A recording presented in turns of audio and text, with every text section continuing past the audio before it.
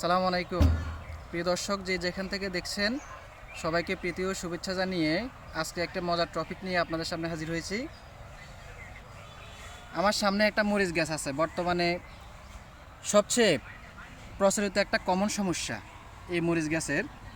এটা হচ্ছে কি, যে মরিচ গাছটা আপনারা দেখতে পাচ্ছেন এখানে দুই ধরনের সমস্যা আছে, অর্থাৎ দুই ধরনের পোকা দ্বারা এই মরিচ গাছটা আক্রান্ত।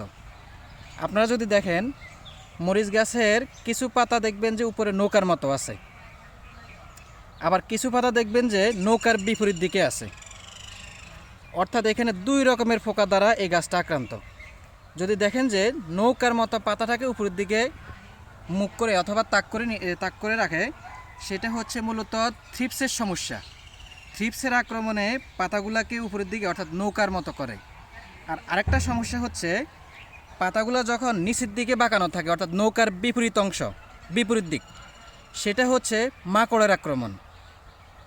তাহলে এই গাছটাতে দুটা পোকার সমস্যা, অর্থাৎ দুটা পোকার কারণে দুইটা রোগ দেখা দিয়েছে এই গাছটাতে।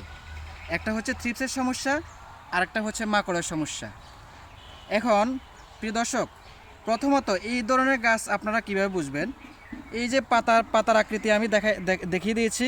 তারপরে হচ্ছে এই পোকাগুলো আক্রান্ত হইলে দেখবেন শাখা প্রশাখা বেড়ে যাবে, গাছটা জোপালো হয়ে যাবে এবং গাছটার ফুল ফল উৎপাদন বন্ধ হয়ে যাবে।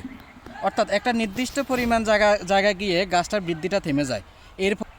এই পোকাগুলা এই গাছের আক্রমণ শেষ হওয়ার পরে আস্তে আস্তে ভালো গাছগুলোতে যাবে। অর্থাৎ এই পোকা দ্বারা আক্রান্ত গাছগুলো দেখা মাত্রই অতি সত্বর সেটা তুলে ফেলা। ঠিক আছে, এই যে দেখেন এই গাছটা শেষ করার পরে এই গাছটাতে আবার শুরু করছে। দেখেন এটা কিন্তু অলরেডি শেষ, এরপরে এখানেও দেখা দিচ্ছে। তাহলে এর ফোষক সমস্যা কি আমি আপনাদেরকে বলি। এই যে নিচে আগাছা দেখতেছেন, এই পোকাগুলোর পোষক হচ্ছে আগাছা, অথবা আপনার সাথে পেঁপে আছে, বেগুন আছে। এই যে একাধিক পোষক থাকার কারণে এই পোকাটার বিস্তার ঘটে। এখন আসেন এই পোকাটা ধরলে আপনারা কি করবেন? প্রথমত বললাম, যদি আপনার পুরো জমিতে হয় তখন কি করবেন? তখন তো কিছু করার নাই। আর যদি দেখেন যে পুরো জমিতে দুই একটা গাছে এরকম সমস্যা আছে, তাহলে গাছটা সুন্দর করে তুলে নিয়ে বাইরে ফেলে দিবেন দূরবর্তী স্থানে। এটা হচ্ছে একটা সমাধান। আর দ্বিতীয় হচ্ছে, আমরা যদি বলি মাকড়ের সমস্যা, যেটা যেমন পাতাগুলো নিচের দিকে বাঁকানো আছে, অর্থাৎ এটা হচ্ছে মাকড়। তো সেই ক্ষেত্রে আপনারা বাজারে অ্যাবামেকটিন গ্রুপের ওষুধ যেমন বাটিমেক আছে, তারপরে বাটিমেকের সাথে অর্থাৎ কুমুলাস বা থিওবিট আপনারা স্প্রে করবেন।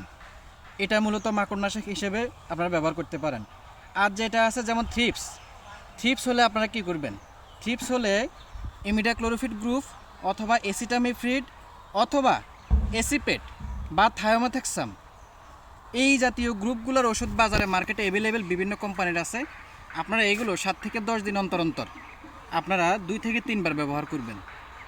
এছাড়াও মরিচ গাছ অর্থাৎ এই পর্যন্ত আসার পরে দেখেন এই গাছগুলো আক্রান্ত হয়েছে। কেন হয়েছে? আপনারা মরিচ গাছে ফুল এবং ফল আসা পর্যন্ত কন্টিনিউ 7 থেকে 10 দিন পর আপনারা স্প্রে করবেন। তাহলে গাছটা একবারে সতেজ থাকবে। ঠিক আছে, সতেজ থাকবে। আক্রমণ যদি দেখেন যে বেশি হইতেছে, তখন আপনার 3 থেকে 5 দিনের মাথায় 2 বার স্প্রে করতে পারেন। আর এছাড়া আপনারা জৈবিক পদ্ধতি যদি দমন করেন, সেক্ষেত্রে হচ্ছে আপনারা প্রতি লিটারে 5 গ্রাম সাবানের গুঁড়া বা বাজারে যে ডিটারজেন্ট পাউডার পান, ওইটা আপনারা প্রতি 5 দিন পর আপনারা ব্যবহার করতে পারেন। অথবা নিম বীজের গুঁড়া আছে, তারপর তামাকের গুঁড়া আছে, এগুলোর প্রতি লিটারে 10 গ্রাম করে আপনারা ব্যবহার করে এর সমাধান করতে পারেন। তো সকলকে ধন্যবাদ। এরকম আরও ভিডিও পেতে চাইলে আমার অবশ্যই চ্যানেলের সাথে সংযুক্ত থাকবেন। আসসালামু আলাইকুম।